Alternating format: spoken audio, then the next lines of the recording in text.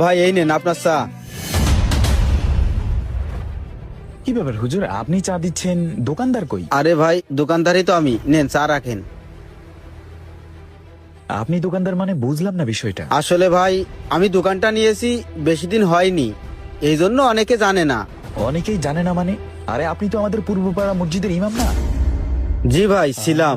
আপনাদের ওই মসজিদে তো সভাপতি, সেক্রেটারি সবাই প্রভাবশালী।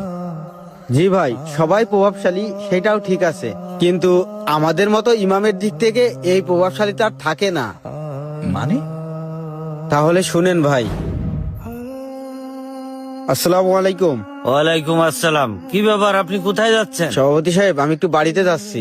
আরে আপনি কি শুরু করেছেন এটা? নামাজ শেষ করতে পারেন না, বাড়ির দিকে রওনা হন। সভাপতি সাহেব আমি আসরের আগেই চলে আসব, এসে আসরের নামাজ পড়াবো। আমার ছোট মেয়েটা অসুস্থ তো, এই জন্য একটু বাড়িতে যাচ্ছি। আচ্ছা যাচ্ছেন ঠিক আছে, কিন্তু আসরের আগে আপনি আসতে পারবেন তো? জি আসরের নামাজ পড়াবো এসে ইনশাআল্লাহ। আচ্ছা ঠিক আছে, যান তাহলে। আচ্ছা সভাপতি সাহেব, আবার কি? আসলে আপনাদের মসজিদ থেকে আমি যে বেতনটা পাই ওই বেতনে আমার পোষায় না, যদি দয়া করে আমার বেতনটা একটু বাড়াই দিতেন তাহলে আমার জন্য উপকার হতো।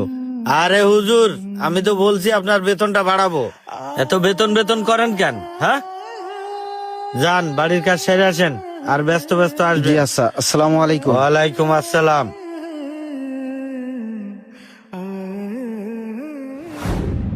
ভাই উজুখানার হোল্ডারটা তো চেঞ্জ করে দিলাম, আর বারান্দার রেগুলেটর চেঞ্জ করলি ফ্যান চলবে না। আরে ভাই ওই রেগুলেটর লাগানোর দরকার নেই, একটা নতুন ফ্যান কিনে এনে এসে লাগাই দেবো। আরে ভাই কি করছেন, একটা নতুন ফ্যানের দাম 3,500 থেকে 4,000 টাকা, আর একটা রেগুলেটরের দাম হচ্ছে 100 থেকে 150 টাকা। তাই বলি কি এত টাকা খরচ করার দরকার নেই, রেগুলেটর লাগাই দিলেই ফ্যানটা চলবে। আরে না, মসজিদ ফান্ডে এখনো 7 লাখ টাকা আছে, এত টাকা রেখে কি লাভ যদি মসজিদের উন্নয়নের কাজে ব্যবহার না করতে পারি। এখন দেখেন যেটা ভালো মনে করেন সেটাই করেন। আচ্ছা ঠিক আছে, তাহলে এখন যাও। আসসালামু আলাইকুম। ওয়ালাইকুম আসসালাম। সাকিব, মসজিদের যে কাজই করায় না কেন আমি তোমার দায় করাবানে, তুমি এখন আচ্ছা যাও। ঠিক আছে ভাই। সেক্রেটারি সাহেব আপনার সাথে কিছু কথা বলার ছিল। আমার সাথে কথা কওয়া ছিল, কি কথা তাড়াতাড়ি কন।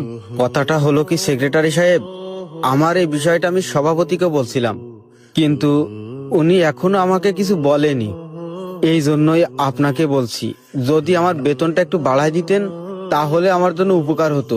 বিশ্বাস করেন সেক্রেটারি সাহেব,